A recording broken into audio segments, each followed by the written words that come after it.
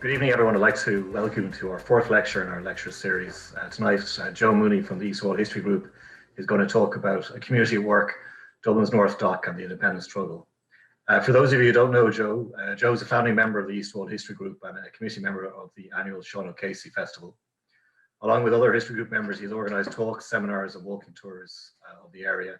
And much of their research and oral history work can be found online, particularly on their wonderful website.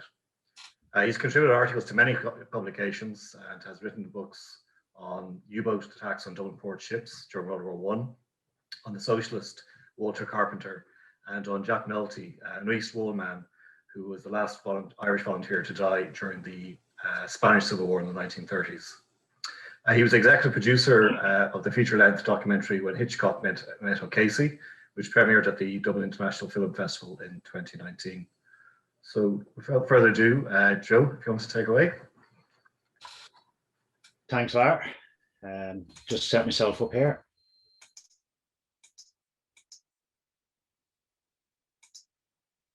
Okay, am I okay?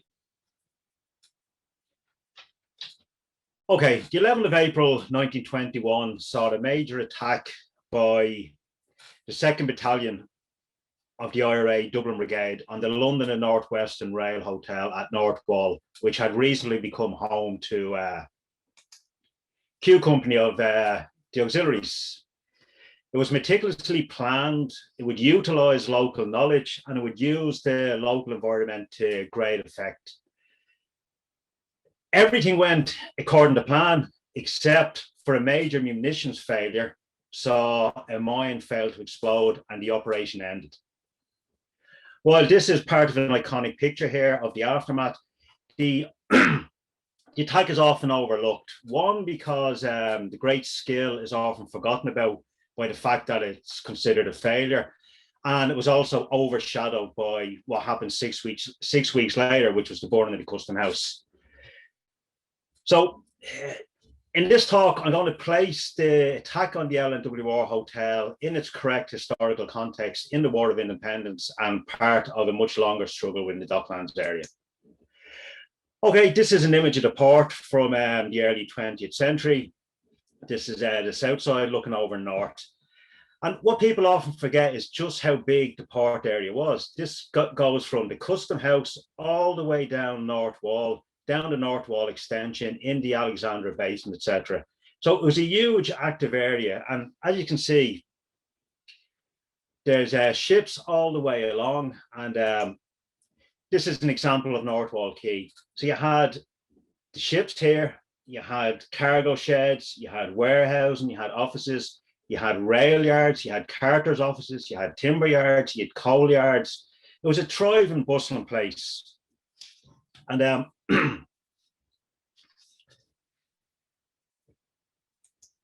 sorry.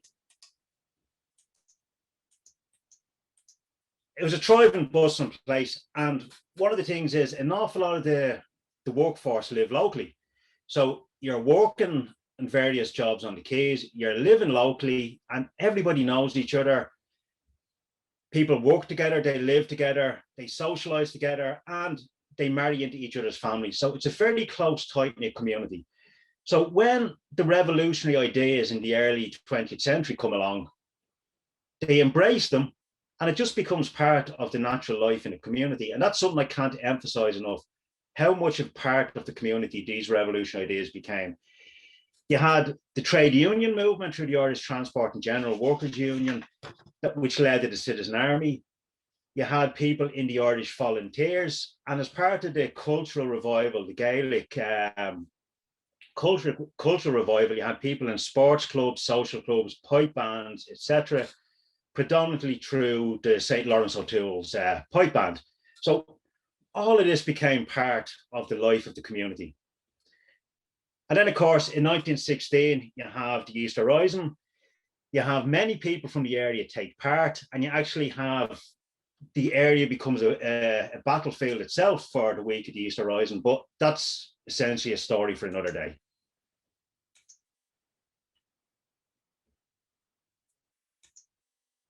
Sorry, I'm just having trouble with my mouse here.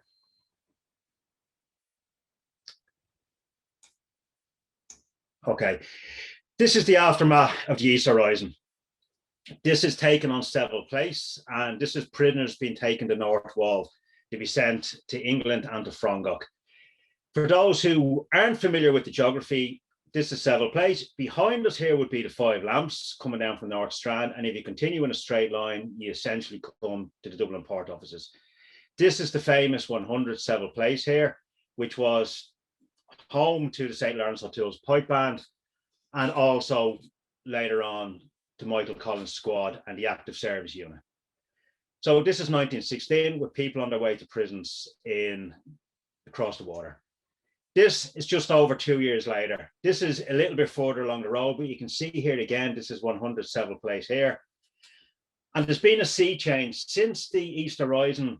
The nationalist question has been pushed forward. People have embraced the ideas much more, and it's become the top issue in the country. The Great War has ended. The Great War has ended, and for the first time in years, there's a Westminster election. The nationalist movement stands in this election under the Sinn Féin banner and win 73 seats out of 105. They have stood on a separatist platform, they've stood on an abstentionist platform, and they won't be taking their seats at Westminster. What they will be doing instead is setting up a parliament in Dublin, the Dáil, which will sit in the 21st of January. On the same day that the Dáil sits for the first time, this is, by the way, this is Phil Shanahan here, who was the member elected for the Harbour Ward. On the same day as the Dáil is elected, there's an attempt to rob a cargo of explosives in Tipperary, which sees 2 policemen being shot dead. And this is considered the first shots of the War of Independence. So the independent Dáil is going to set up a counter government to British rule in Ireland. It's going to have its own parliament. It's going to replace the police with Republican police force. It's going to set up Republican courts. It's going to finance itself. It's going to set up a Dáil bank, and it's going to sell Dáil government bonds. So it's essentially saying Britain has no legitimacy here. We're the legitimate government, and this is going to be backed up by the actions of the Irish Republican Army, and which will come under the control of Cathal Brugha. So where did the local community fit into this in Dublin Port? They're going to play a vital role in the War of Independence, not just in Dublin, but an impact on the rest of the country. It'll be the operational area of the 2nd Battalion of the Dublin Brigade of the IRA. And this will be, the second Battalion is based in the north side of the city, everything to the east of O'Connell Street. And that includes, it's a large area, but it includes the North Strand, East Wall, and North Wall, etc. Another factor worth considering is the Irish Citizen Army. This man here is James O'Neill, and you can see here with Countess Markovich. He's become the commandant of the Citizen Army after James Connolly was executed after 1916. And he explains the relationship of the Citizen Army to the IRA. He says, as an army, the Citizen Army existed previously to 1916. In 1916, the forces were thrown together, the IRA and the Citizen Army. After 1916, there was a question of organising again as the Citizen Army and establishing headquarters staff as existed prior to 1916. We functioned definitely as an independent army working in conjunction with the IRA. Now, what happens really is, the paraphrase is, the Citizen Army becomes an ancillary really to the Dublin Brigade. It has its own identity, but it works very much under the instruction of the Dublin Brigade, or in cooperation with them, but advised by them. They continue many of their activities that they've been doing for years, weapons smuggling, arms manufacturers, intelligence work, but they don't take place, except in a few instances, in armed activity. Anybody who wants to get involved in armed activity is passed over to the Dublin Brigade. There's an agreement that they'll pass over men to the Dublin Brigade. And Brian Hanley mentioned this woman in the first talk. This is Christina Caffrey. And this is an ad for a house on Abercorn Road in North Wall. And what happens is James O'Neill will rent this house. And throughout the Docklands, the smuggling of weapons, etc., into the country, the manufacture of bombs will continue. And they'll all be essentially operated from here through a network that runs across the entire country. Now, what's happened in the Docklands isn't going to just influence what happens locally or in Dublin. It's going to have a huge impact on the rest of the country. The essential thing that everybody needs to conduct a war is weaponry. And a man who will play a major role in acquiring the weapons is a man called Patrick Moylett. He was a Mayo-born businessman. And in a meeting with De Valera and Arthur Griffith, he comes up with a plan for how they're going to progress with the Revolutionary Dáil in conjunction with the Irish Republican Army. And this is what he says. He says, I drew up a plan, and in the plan I advocated the setting up of a bank and the purchase of a site at the docks for the erection of a warehouse. By having such a warehouse, we could be independent in handling any goods coming in. Goods to us had a double meaning. And they set up a company to back up the warehouse they have here. And what he says is, we bought a premises between Sheriff Street and the docks, covering about 3/4 of an acre, upon which we erected the sheds. We had a number of keys made for the sheds, of which we gave 6 to Cathal Brugha as head of the army. I know that Mick Collins had entered these sheds at the time, but I do not remember the keys being given to him. Now, the company is called the Irish Overseas Shipping and Trading Company. Now, this is North Wall Quay here. This is the North Wall extension. And this is North Wall, and this is Sheriff Street. So somewhere probably in here, we don't know exactly where he had set up this company. And what he says, our transactions concerned the importing of ammunition and guns. The guns were consigned to us, but not bought by us, and they arrived here in cargoes. The biggest consignment consisted of Thompson machine guns. We got an official order from the Dublin Corporation for 5,000 tons of coal, and this coal was covered for 500 cases of Thompson machine guns. In another case, we imported parabellums from Czechoslovakia. They came in 50 large cases of boot polish. I remember we got revolvers from America in bags of flour. I cannot remember all that came in because we were trading legitimately. And he says he never sees the warehouse himself. He never actually goes there. He runs his office from 19 Eustace Street. As he said, they're a legitimate company. They bring in real cargoes, but when anything comes in for the army, Cathal Brugha is told, and they're collected. So that operation continues for the duration of the War of Independence, and I think beyond. Sorry, I'm having difficulties with my screen again. Okay. So I'm going to talk about a couple of buildings throughout the talk. So I'm just going to give people a little geography lesson. We've already looked at 100 Seville Place, which is here. This road continues on down to the port, and this is the Five Lambs in the North Strand. This, as I said earlier, is the home to the St. Lawrence O'Toole's Pipe Band, St. Lawrence O'Toole's Club, and will also hold meetings of Michael Collins' Active Service Unit, meetings of the Dublin Brigade, and the squad. This is a longer view of the area. This is back up here where 100 is. This is Seville Place heading down towards the port again. And this is Oriel Street, which cuts across here. And in here is a building called the Oriel Hall. This is also called the Railway Hall, and this will be the place where many meetings will take place. And I'll come back to that in a while. But just to give people a geography lesson on where things are, this is Seville Place, Oriel Street, and this is Jane Place, etc. And the other place, again, you do a talk on this. This could be a whole talk, but the Dublin Dockyard Company down in the port. This is a shipbuilders and repairers set up in the early 1900s. Has many contracts with the British Navy, but incredibly, a large number of citizen army men and IRA men work there. And practically every person you mentioned who was involved at some stage or other either worked in the dockyard or done an apprenticeship there. And it'll be constantly robbed and raided throughout the years for equipment, etc. Okay, a person who's going to be central to events in the War of Independence is this man, which is Tom Ennis. The Ennis family moved from Meath at the turn of the century. His father worked on the railways, and it's in connection with that they moved to Dublin. They lived first of all in Jane Place, and then I think on Oriel Street. But this is Tom in his Irish Volunteers uniform. On the right is a page from the name book, the Dublin Port and Docks employment books. You can find this online. You can read through it online on the Dublin Port site. But this is a list of people who worked in the port. And as you can see, Tom Ennis works here, as does his brother. Now, Tom started on the 29th of September 1914, but he loses his job. He gets dismissed after the 1916 Rising, which he takes part in. After being discharged from the port, he gets a job for the Midland and Great Western Railway as a goods checker, which is going to be very helpful in the years ahead.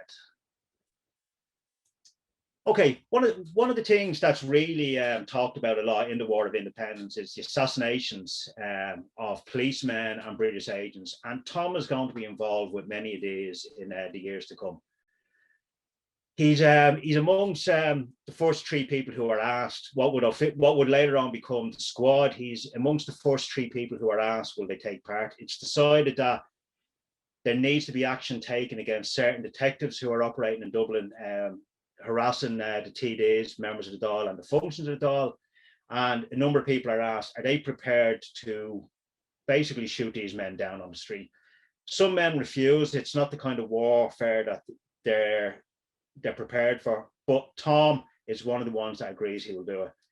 And he'll take part in the first shooting of a detective in the 30th of July 1919. This is where it happens. He's shot as he goes back to his home in Drumcondra. And this is the man here who's Detective Patrick Smith. In September, Detective Joye, who Liz Gillis covered his shooting in her talk, he was shot at Brunswick Street Police Station, Pierce Street Police Station. This is him here. Tom will also be involved in the shooting death of this man. Now, shortly after that shooting, the squad, or Michael Collins squad, as it's will be referred to, is formed.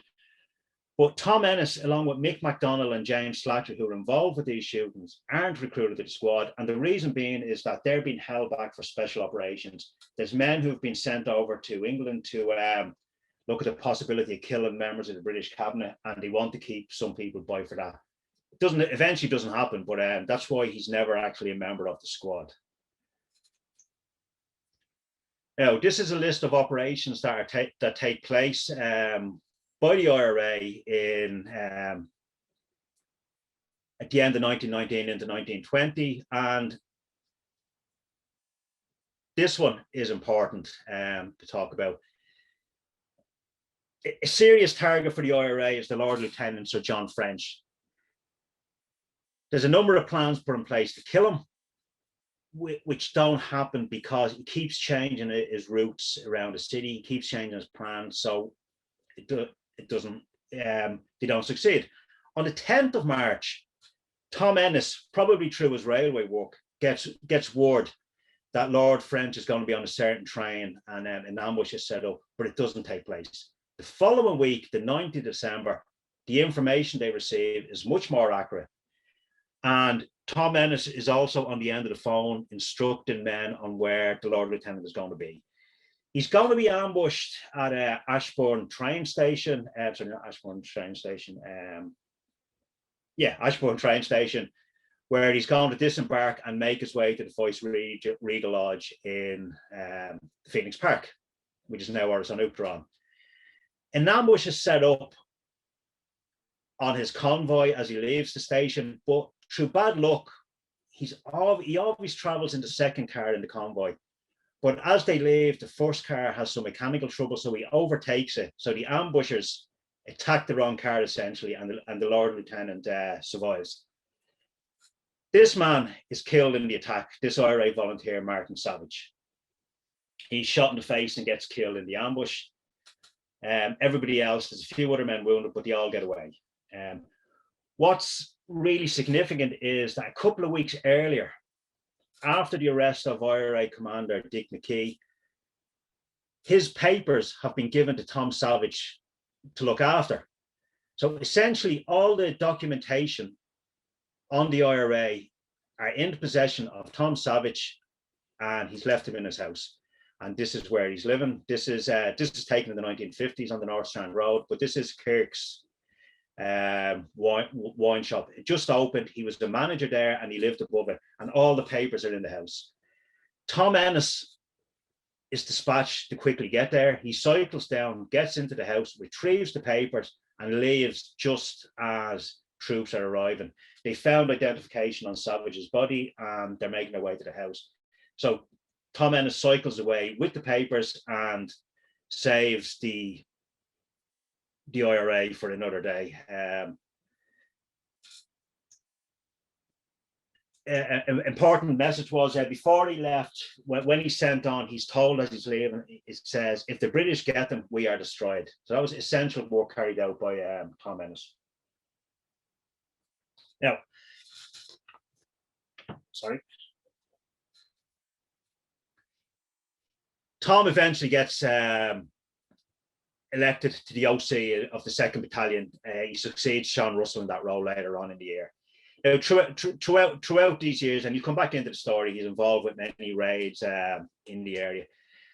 Now, one of the things that's really important is arms raids, and a lot of them will take place in the area. One which doesn't take place, which would have been spectacular, is an attempt on the Helga, the ship that famously bombed Dublin during the 1916 Rising. It's in the Dublin dockyard for repairs, and a plan is put into place, probably more symbolic than practical, to rob the deck guns. The operation is about to go into, they have a plan, they're about to move into the operation, and the Helga leaves, so it doesn't happen. But there's plenty of operations that happen with mixed success. Now, the next couple of photographs are from the Dublin Port Archive collection. One takes place on the,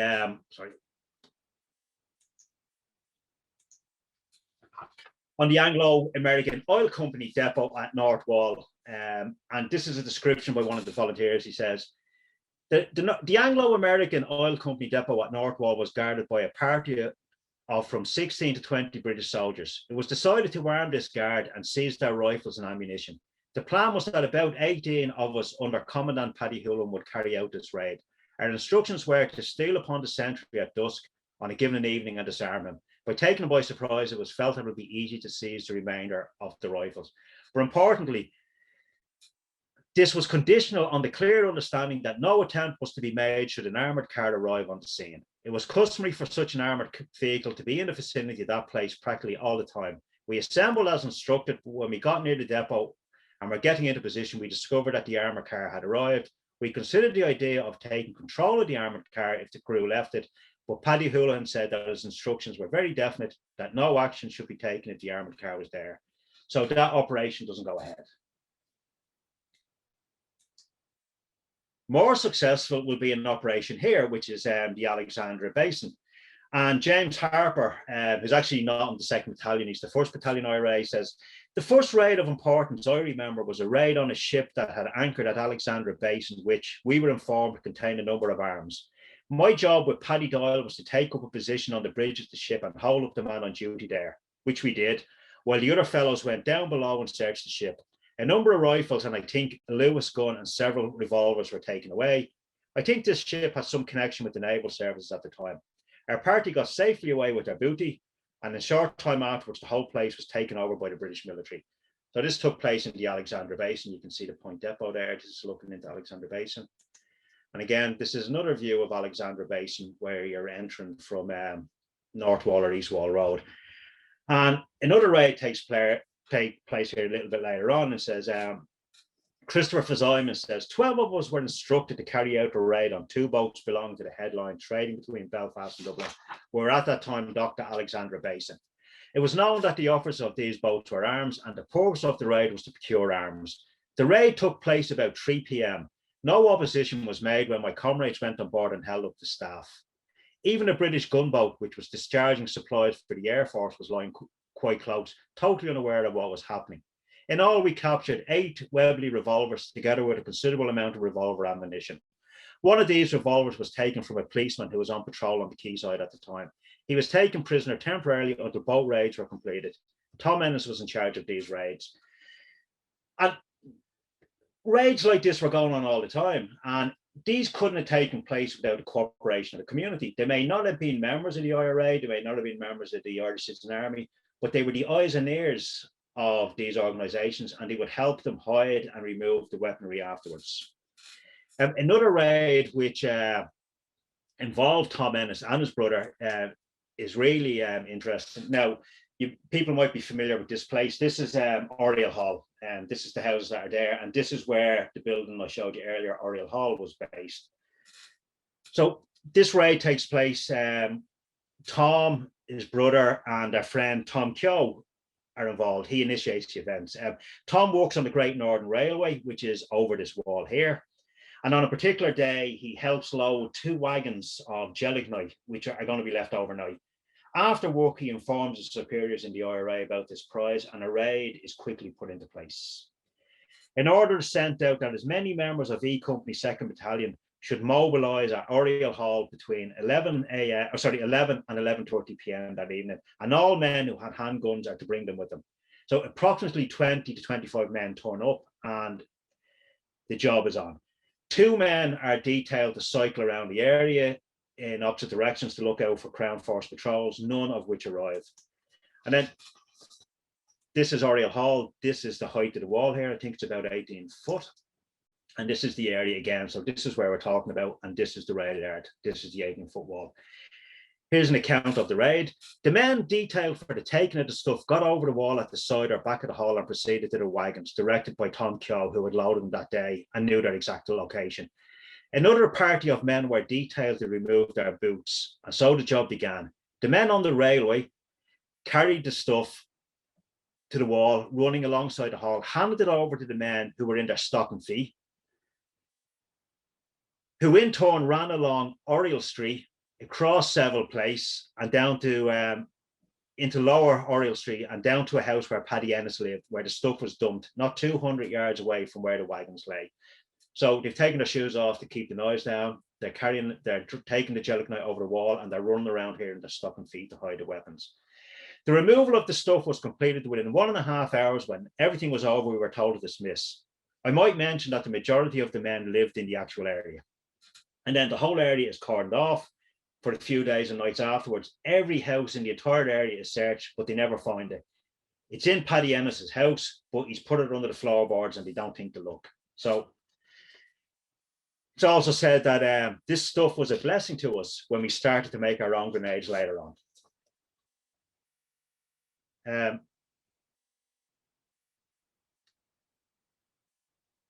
Can I just check if somebody could message me? Is my sound okay? I'm getting a message here saying I've no mic on. Nope, your sound is okay. We can all hear you all right, Joe. I'll just message you about that. Nope, it's all right. Okay. It might just mean your external mic there. That's grand. Okay. Yeah. Not all the weapons gathered were obviously for the local area, and one man, Harry Colley, tells the story that in the early stages it was realised that rifles were more useful in the country areas, not in Dublin. So they passed their rifles on to the country areas. And what they say is, in the 2nd Battalion, we gathered about 130 rifles. They were all assembled into the Railwayman's Hall in Oriel Street off Seville Place. A small lorry was engaged to take them away. And just as we finished loading the lorry, a scout at the corner here reported auxiliaries were arriving. We just covered the rifles with tarpaulin and took up our positions with drawn revolvers around the front of the hall.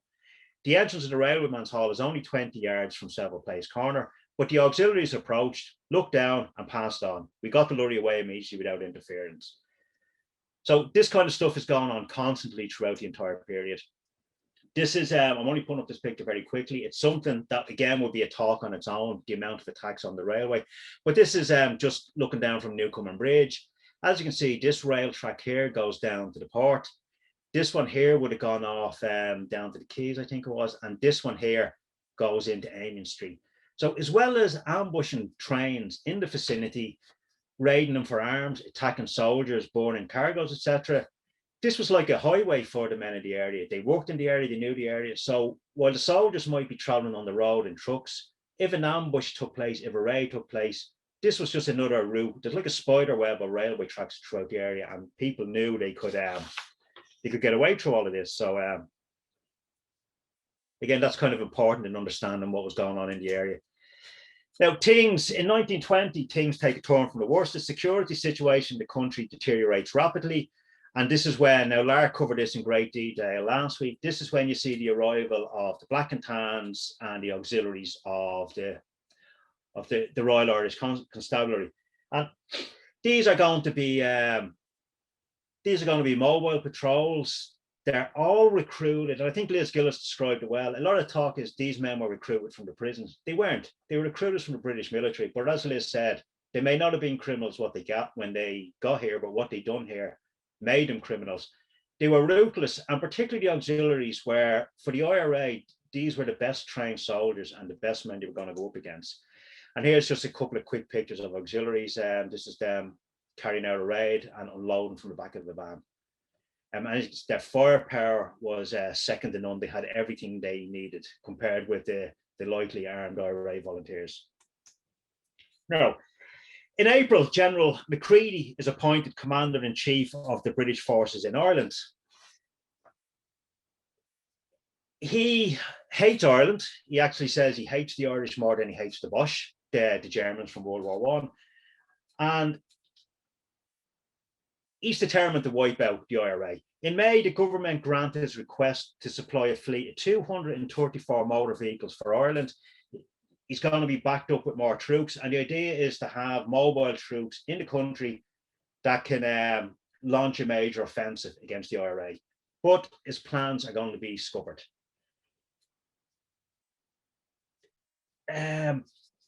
Industrial action, the labour movement, had played an important role in 1918 in the anti-conscription campaign. There were work stoppages, and during the hunger strikes in 1920, there'd been 2-day work stoppages.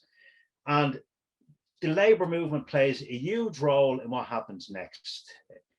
In England, London dockers had refused to load weapons onto ships that were going off to Eastern Europe to fight in Russia. And word of this got to Dublin. And the attitude of some of the Dublin dockers is, well, if British dockers won't send weapons to kill Russian workers, why should we unload British weapons to kill Irish workers? And they refuse to discharge cargoes. They go to Liberty Hall. The man's name is Michael Donnelly, Dublin docker. He goes to Liberty Hall and asks for permission to refuse to load a ship. And he's given permission that the workers should refuse. Not only should they refuse to handle it, they should not cooperate with anyone else that will unload it. And the arms embargo or the Great Munitions Strike is on. This stamp came out last year to commemorate it, which is excellent. This is the first cargo that arrived. You can see General Macready's vehicles are on the ship, and this is the SS Anna Dorette Bug. After the dockers refused to handle this, the strike quickly escalates. The casual dockers are members of the Transport and General Workers Union, but other dockers who work for companies like the LNWR or work directly as labourers for the railway workers are members of the NUR, and they go on strike. And very quickly, you have 400 dockers on strike in Dublin because they refuse to move British munitions or military vehicles. And they'll end up being on strike for 7 months until December. The strike spreads across the country and, as I said, continues until December. And it completely scuppers General Macready's plan. And he actually says this was a serious setback to British military action in Ireland. The strike, as I said, goes on for 7 months. During that time, rail workers around the country, dock workers around the country suffer great hardship, loss of earnings, suspensions, dismissals, etc., and intimidation.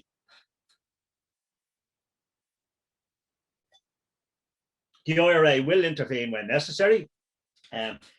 After workers refused to unload these 2 cargoes, a round of dismissals began, and after 31 men have been dismissed, the IRA intervene, and this is what's left of the carriages.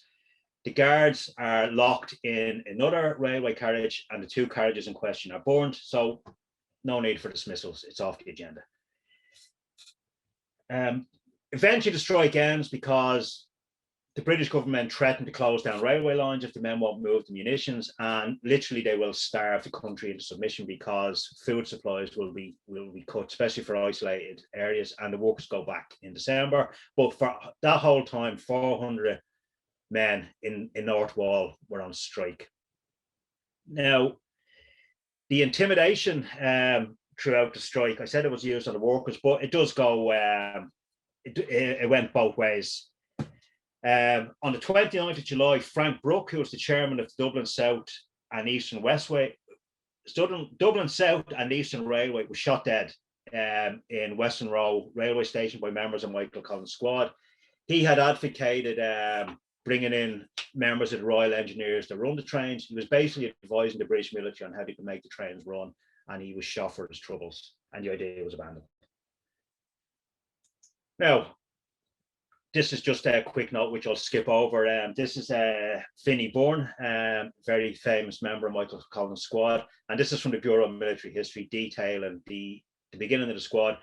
It's important because many of their meetings took place in Seville Place and the Oriel Hall. But their most famous operation, of course, or the one most notorious one, is events on Bloody Sunday.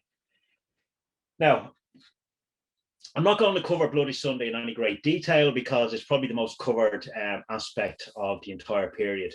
But I'm just going to talk briefly about this man. This is Christopher Crowthers. This is his wife, Dinah Hunter. They lived in North Wall, and this is Bob Decor.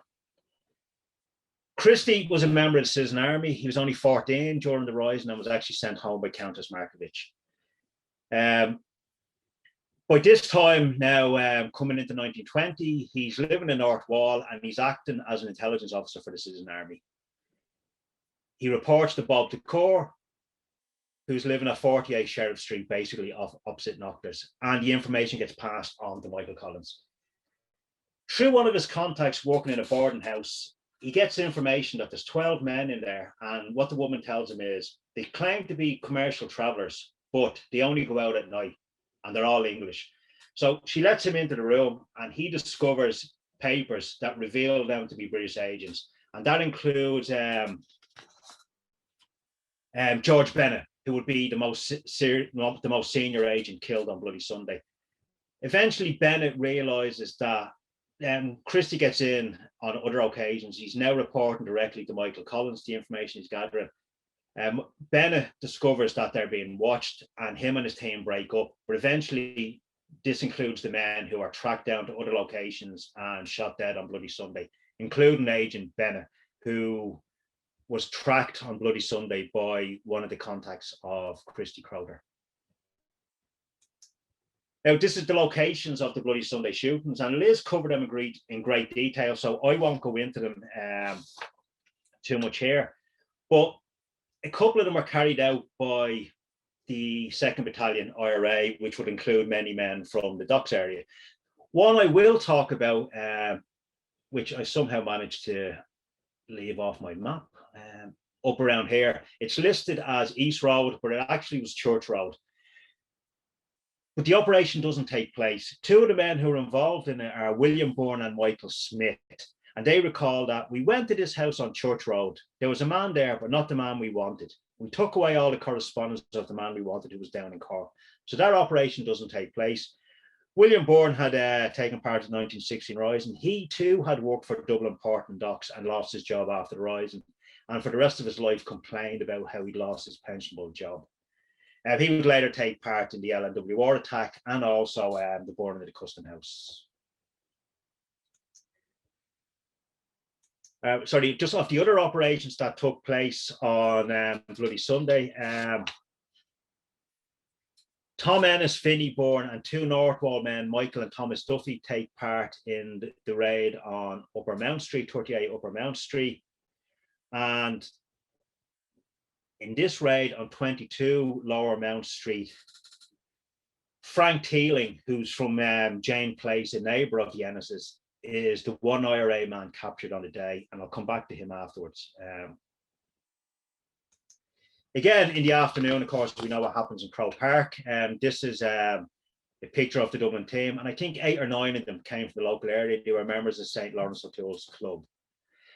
This is Jack O'Reilly, whose father was a player on Bloody Sunday. And after the events at Croke Park, many of the Tipperary people stayed in North Wall, stayed in Seville Place overnight.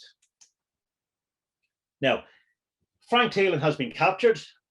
He's sentenced to death and he's going to be executed. But he's one of 3 men who makes a daring escape from Kilmainham jail. He's assisted in the escape by Michael Smith, who I mentioned earlier from that operation. And when he escapes, he makes his way back into the area. Sorry, just let me sort out my pages here. Yeah, he makes his way back into the area. And this is what he says about after he's escaped. I wish to state that on my escape from Kilmainham jail, I went to stay with Mrs. Murphy, 1 Leinster Avenue, Dublin. During my stay there, she attended on me and was my only communication with the outside world. I would like to add that I was armed all the time. The house always contained 6 loaded 45 revolvers for the use of herself, her husband, and myself. On the night I left her house, it was raided. Her husband, Captain Murphy, left the house with the weapons prior to the raid and was on the run afterwards. So Frank Thielen comes back to the North Docks, but not to his own house, of course, but one of the most wanted men in the country is staying in the home of Martha and Michael Murphy on the North Strand. This is a sketch of Martha from by Jimmy Wren, and here she is with Michael. Throughout the entire period, they're both 1916 veterans. They're essential to the operation of the Republican movement in the North Docks. And as you can see in this statement here, the house is constantly used as a safe house. Weapons are picked up there from raids. Weapons are dumped there after raids, and stuff that's robbed or that is captured is left in there. And Martha moves it around in baby prams. And as you can see, it says, how often did you put arms into the dump? She says, I broke several prams. That's straightforward explanation. She says, I did it 101 times, day after day. And maybe in the middle of the night, I would have to get up. All arms brought to the house, I had to move them to the dump. So Martha and Michael were linchpins of the movement in the area. And Martha, for some time, also worked in a shop beside Mountjoy Jail where she passed messages in and out for the prisoners. Again, I'm just going to move on very quickly. The active service unit of the Dublin Brigade was formed in December 1920, and they had their first parade in Oriel House, which we've mentioned on a number of occasions there, the Oriel Hall. This is a list of attacks that take place in early 1921, and this is when things are really escalating. This will move us up to the 11th of April, the attack on the LNWR hotel. It will then move on to the attack on the Custom House. But as you can see, the 4th of February, Lurry bombed in Beresford Place. 5th of February, 3 attacks on lorries, military lorries in Dublin. 7th of February, military lorries bombed in Portobello Bridge. So lorries are constantly being attacked. And there's going to be one that's going to take place in this area that you don't hear much about. And the reason you don't hear much about it is it'll be obvious in a minute. Now, we're back to 100 Seville Place. This is 100 Seville Place here. This is the railway, and this is the railway line here. Now, this is a fascinating operation. It involves up to 150 men. What's happened is it's noticed that a certain man is observing the comings and goings at 100 Seville Place, and he's obviously reporting this to Dublin Castle. So this man is captured. The details of what he's doing are got out of him by one way or the other. He gives the information over of who he calls, his code words, etc. And a call is sent into Dublin Castle to tell them that a very important meeting is taking place in 100 Seville Place. Key IRA men are seen going in there, and the result is going to be a massive raid on 100 Seville Place. That's the plan. Going back to the map, this is 100 Seville Place that we've just seen here. This is the railway line above it. On the evening, at about 7:30, 20 men get up onto the railway line along here and take over all the junction boxes along the way to make sure no signal can be sent. After they're in place, 80 men make their way in smaller groups up onto the railway bridge here. And in this small piece here, again, I'll just go back to the other picture. So they're all up here. You have 80 men, 40 pointing this way, 40 pointing that way down several places, armed with shotguns and hand grenades. You also have, I think, another 10 men here ready to attack any disembarking soldiers that make it into the backyard. And up here, the Five Lamps, Gilby's wine shop, and all the way along the North Strand, you have another 40 men who are armed with grenades and rifles. So the plan is the troops will arrive, they'll come along the North Strand, they'll come along here, and once they disembark to carry out their raid, they're going to be attacked. If they're here, they're going to be attacked. There's going to be 40 guns firing at them. There's going to be 40 men dropping grenades on them. And there's also the super bomb. And again, I just had to put this up because it's so interesting. It was made in the Dublin dockyards by Fitzharris, a member of the 2nd Battalion, and he maintains that he's going to use it. I don't think any one of us present were inclined to take the job out of his hands. This grenade was made out of a piece of rainwater pipe with a plate bolted to each end, and at one end there was a piece of round bar. It was what you would call a handle. To me, it was a very deadly looking weapon, and to be truthful, I got as far away from it as I could. You can picture yourself when you hear that the man who made it also made a shield for his face out of some sort of sheet metal, and he compares it to Ned Kelly and the Kelly gang. And another man who was there says, the man who invented it said he was not sure how it would work, but he was going to drop it on a lorry. He said, when I drop it, it should blow the whole outfit out. And the man says, okay.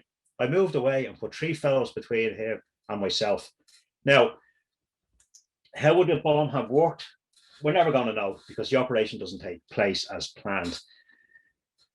The Crown forces gather in the area of Amiens Street. 2 armoured cars and 10 Crossley tenders allegedly turn up.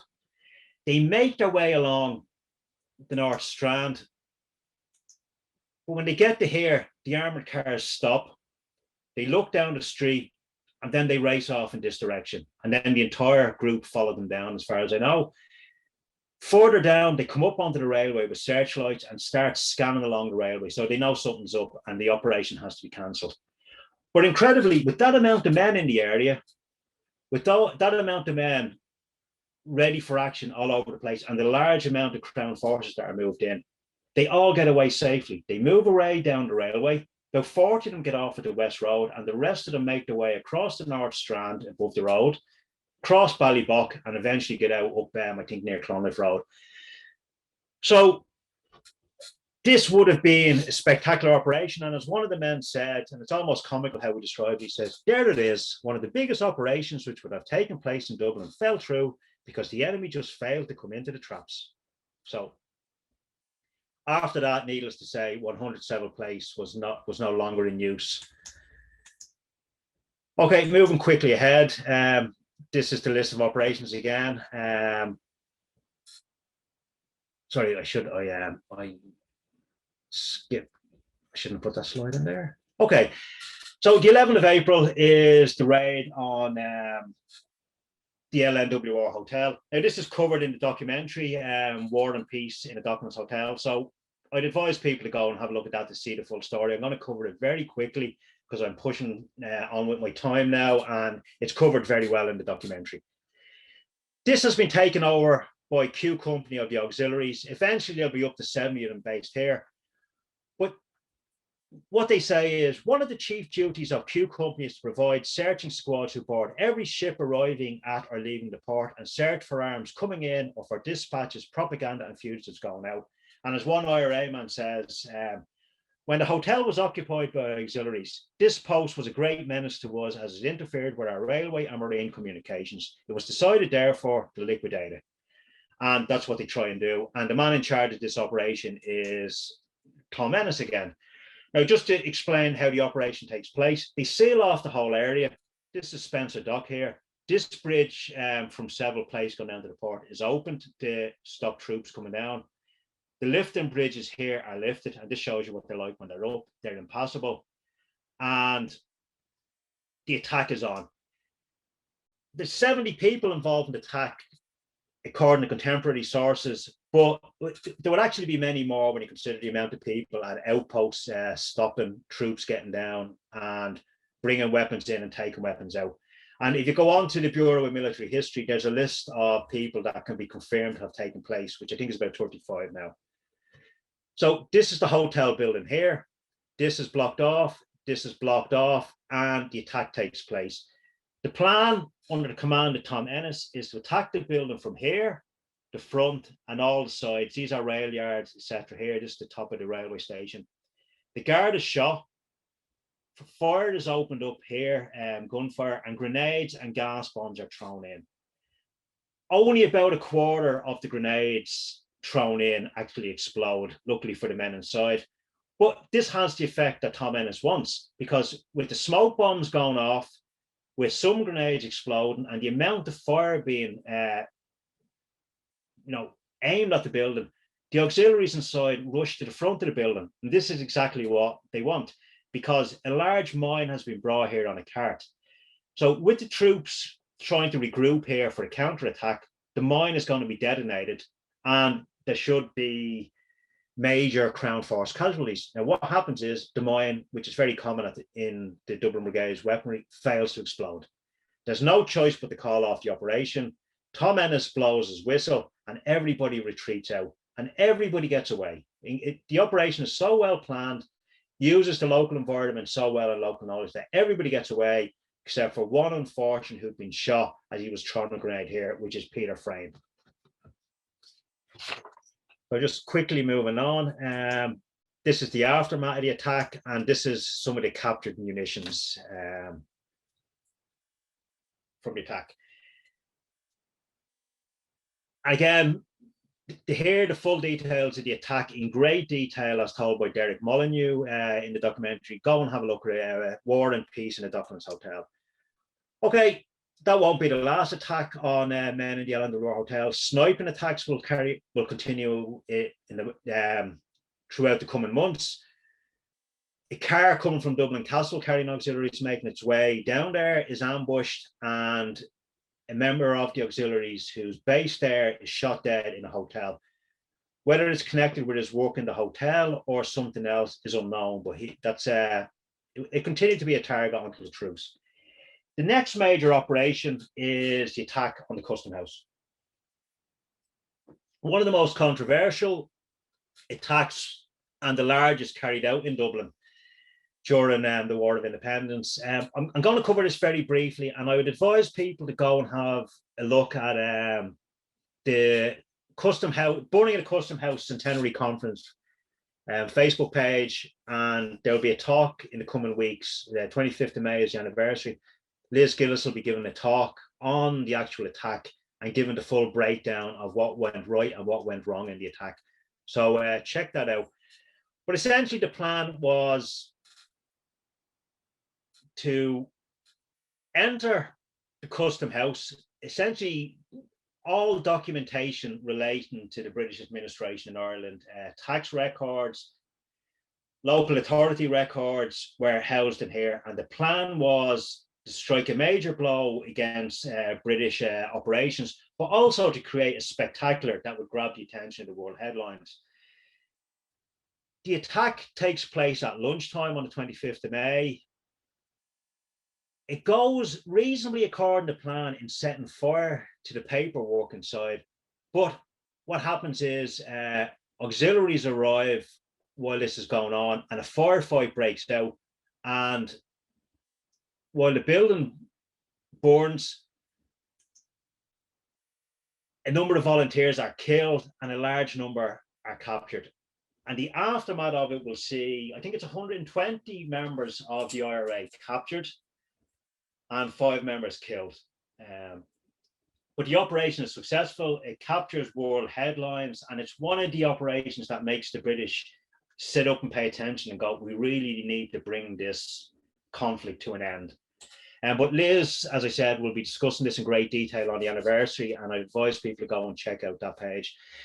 Amongst the dead is a young lad, 14 years old, called Daniel Head from Ballybock. He gets shot outside, and this is believed to be the body of Edward Dorrance. Edward Dorrance was a volunteer and lived on Church Road in East Wall. Okay, I've gone over my time, so I'm going to rapidly move on. there is a truce in July. Not everybody would have known this, but as they moved through 1921, as these operations were increasing in intensity, there were plans going on in the background, and operations like the Custom House and others around the country convinced the British that the war can't be won, and a truce is reached in July. Okay, just to wrap up. Yeah, even with the truce in effect, there will be certain activities take place.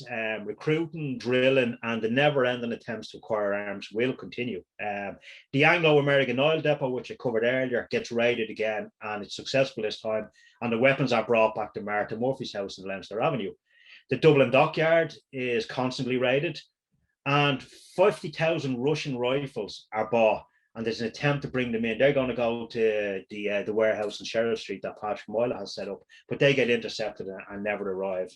So the political and military struggle to create an independent Ireland was not yet over, and of course there's difficult years ahead. But I'm going to finish with just an image and just a recommendation. This image shows British troops leaving Ireland at the end of 1922. You can see they've just come down North Wall. They're coming through the gates to the North Wall extension, and these are the last troops, British troops based in Dublin, who will leave from the North Wall. This is Susie Mulhall and Rose Seary. These are nieces of Tom Ennis, and on the anniversary of the attack on the LNWR Hotel, they placed a wreath on the building containing a replica of the original mass card for Peter Frame, and we'll be doing something similar for Edward Dorans in a couple of weeks. And then just wrapping up, for further reading, essential reading is Liz Gillis's book on the burning of the Custom House.